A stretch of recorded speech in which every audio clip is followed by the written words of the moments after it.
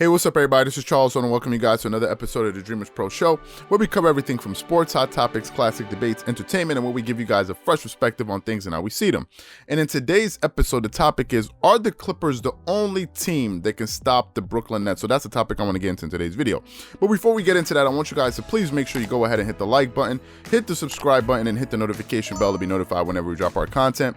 Also, check out Dreamerspro Max as a place where you can go and start basketball discussions, chat live during games with us, consume original content that you're not going to be able to get anywhere else, and do so many other cool things. So if you guys are interested in that, be sure to check that out. We have that linked in the description below and get 7 days of free access. Also, make sure you click the join button next to the subscribe button to receive our loyalty badges, and also to ensure that your comments and questions are responded to whenever we go live or whenever you leave a comment on the channel. Anyway, let me get back into the topic here. Right now, I know we did a live on the Nets just yesterday, if I'm not mistaken. Just yesterday, we were talking about the loss that they had to the Lakers, and I brought up some interesting points there, right? I know they just came off of a bad loss against the Lakers, right? But they're still a very scary team. And also, it's worth noting, some of the people in the comments section also pointed this out, that the Nets already beat the Lakers with LeBron.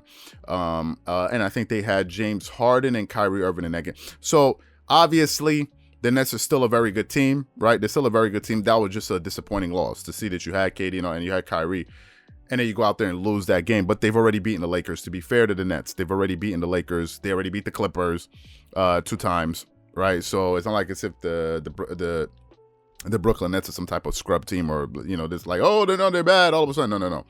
They're not, right? They're still a very good team. I saw before producing this video, I didn't watch it, but I saw that they are doing a segment on what is it, Fox Sports, First Things First, on the Nets losing to the to the Lakers, and they're going to be talking about that. So I'm sure Nick Wright is going to be there beating the drums, whatever it is. But anyway, we all know that already, right? But I still think they're still the scariest team in the NBA, right? The reason I think that is because they have the scariest combination of stars I've ever seen assembled. I'm just sorry to say it, right?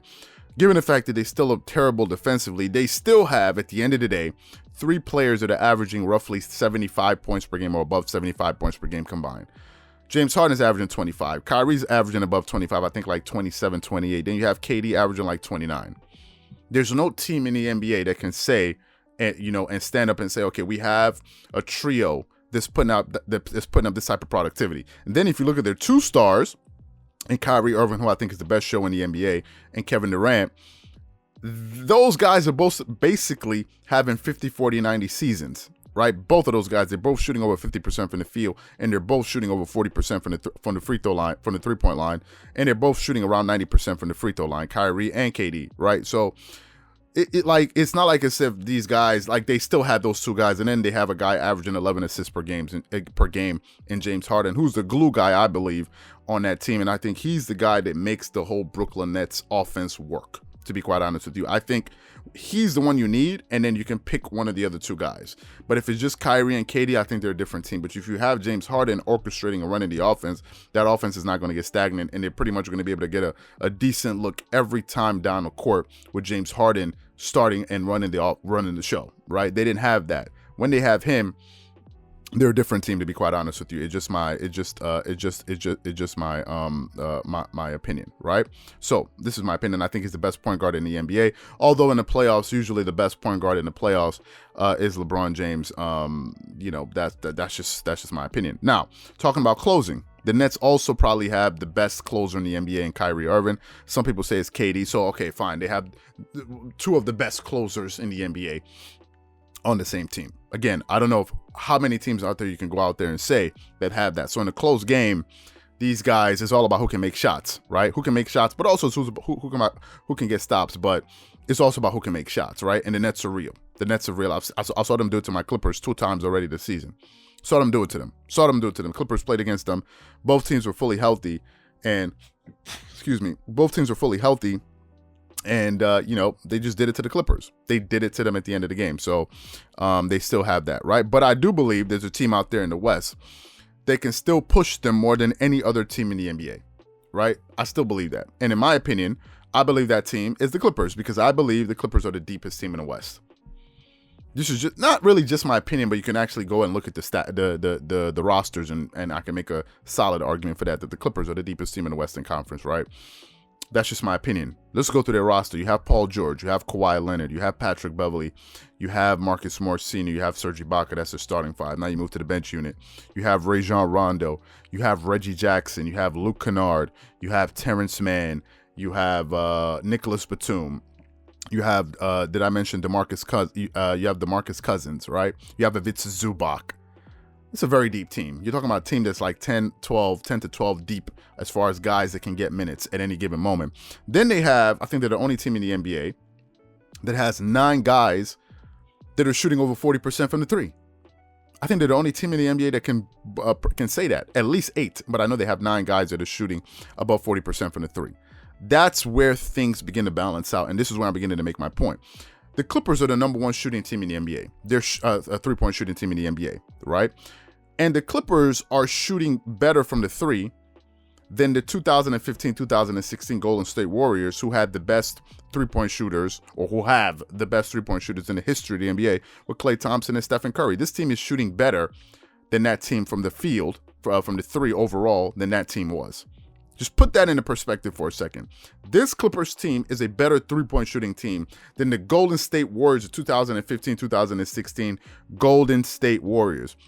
They're just tenths of a percentage points behind the Charlotte Hornets, who had the all-time record for three-point percentage in an NBA season. However, this Clipper team is taking twice the amount of threes, and is virtually shooting the same percentage as that team. It's incredible, the three-point pace that this team is on, right? And I think this is where things begin to level out. Now, let's go a little bit deeper. Although the Nets are still shooting, although the Nets still have they're the number 1 field goal shooting team in the NBA, worth noting, the Clippers are a top 5, top 6 defensive team in the NBA, right? As far as points allowed, defensive rating, they're in the top 10, right? And they're also a top 5 offense in the NBA. That's right, top 5, top 6 offense. They're also the number 1 free throw shooting team in the NBA. So in the playoffs, that can help you. You put them on the line, they're going to burn you. If they get you into the penalty, they're going to burn you. They're going to burn you all game long if they can get to the penalty. Now, they're one of the few teams they're not averaging the most amount of free throw attempts per game because they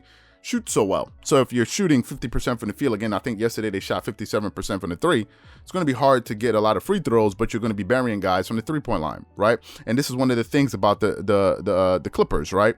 They can get down, but their threes can bring them right back in the game or keep them in the game, right? But they've also shown that they've been able to get stops, right? That's where now I think both of these teams they're a little bit different, because the Brooklyn Nets, here's what I think.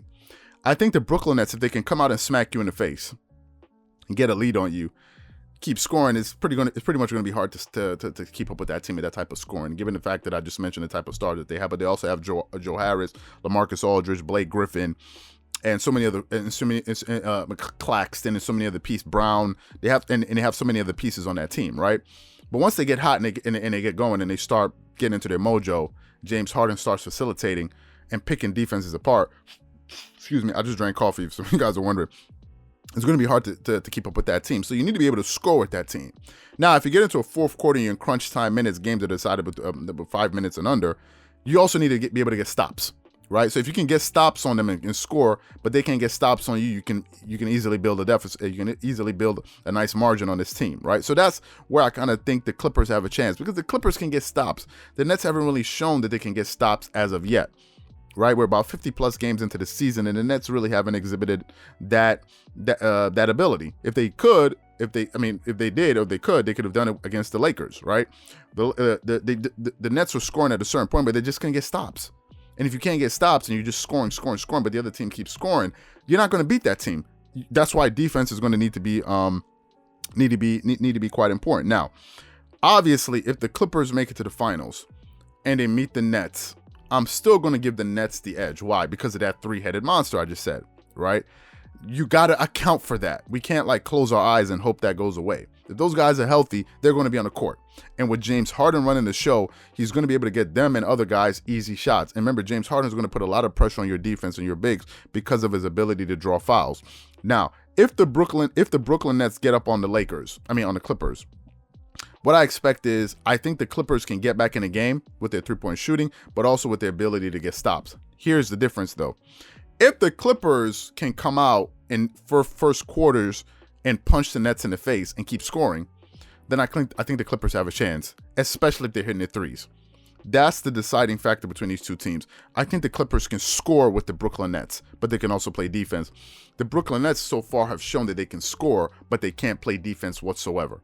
That's the difference. The Brooklyn Nets are ranked number 25th or 26th in defensive rating. That's very, very poor, right? But they still have that offense, and it's that offense we're all kind of paying attention to. That offense is clicking. They're going to be very, very, very, very tough to knock out in the playoffs, right? But the Clippers, of all the teams in the Western Conference, I think they have the best chance, because some people may say, well, what about the Lakers? The Lakers are the best defensive team in the NBA as far as defensive rating, sure, and they give up less points per game. Sure, I agree with you. I'm not gonna, no one here is gonna dispute that. However, how are the Lakers gonna generate enough offense to keep up? Number one, to either you keep scoring, right, or really get into, if the game gets into a high scoring affair, how are they gonna do it? Andre Drummond is not a three-point shooter. The Lakers are shooting about 34% from the three. They're not a very good three-point shooting team. They're not a very good shooting team to begin with. Now, some people are kind of, hyped about the addition of Andre Drummond. What I think Andre Drummond helps the Lakers with is their defense, right? Because remember, every defensive possession ends with what? A rebound, and he can help them with that, given the fact that he's a number one rebounder in the NBA. He can also play the five. However, Andre Drummond is not going to help you with spacing. He's going to clog the paint, right? So if you look at the Lakers starting lineup, I'm not sure who's in their starting lineup. I think it's Dennis Schroeder, LeBron James, Anthony Davis. You're going to be starting Andre Drummond, one would assume. Probably KCP. Probably KCP is the other guy. So who are the guys on the floor that can hit perimeter shots? LeBron, kind of. KCP, yes. KCP can definitely stretch the floor. Anthony Davis can step out to the 2 and 3, yes, but he's a mid-level player, Shannon Sharp likes to say. Then Andre Drummond is going to provide all kind of spacing issues because he doesn't stretch the floor. That's the problem, right? Clippers, on the other hand, do not have that issue at all. Right? How do you know that? Because Serge Ibaka can step out to the three-point line, so it gives the Clippers more spacing, right? And the Lakers are going to need spacing, and they're going to need shooting. LeBron is at his best with spacing and shooters around him. AD stretches the floor, right? AD stretches the floor. Unless they plan on moving AD to the 5 and then putting Markieff Morris at the 4, then you got something. Now, are the Lakers going to be running that type of lineup? I have no idea. I don't watch enough Laker games to know that, right? But the Clippers have everything. The Clippers can space the floor. If the Clippers want to go all out, they can put Serge at the 5, Markieff Morris at the Marcus Morris at the 4. You have two guys that are shooting threes. One is in the high 30s. Another one is in the 40s. Then you have Kawhi Leonard. He's about a 40% three-point shooter. Then you have Paul George, who's shooting over 40% from the 3. Then you have Patrick Beverley, who's shooting over 40% from the 3, or Rajon Rondo, who's in the high. So the Clippers can it's like pick your poison. You can't leave anybody. You can't sag off of anybody, right? So you're going to need spacing and shooting. If the Lakers meet the Nets, I have my fear is this.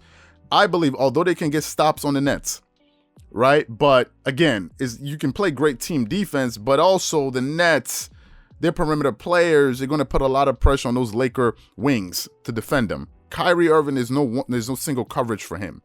There's no single coverage. You got to play a lot of help defense with him, right? And really clog up certain spots for him. You can't allow him to go one-on-one, although the Clippers have the ability to switch better. Right, the Clippers do have Paul George, Kawhi Leonard, Marcus Morris, Rajon Rondo, Patrick Beverley. Lakers don't have that. They have LeBron. We're not going to mention Kyle Kuzma because Kyle Kuzma is not a defensive player. They have Wesley Matthews, but I don't think Wesley Matthews is going to be starting games. So, in my opinion, I think the Clippers have the better chance. Some Lakers fans may feel otherwise. I think it's the Clippers. Now, could I be wrong? Yes, but I don't think I am. Also, some people are saying, do you really want the Lakers to play the Clippers in the first round? Yep, I do. I want to see them play. I want this thing to be over and done with.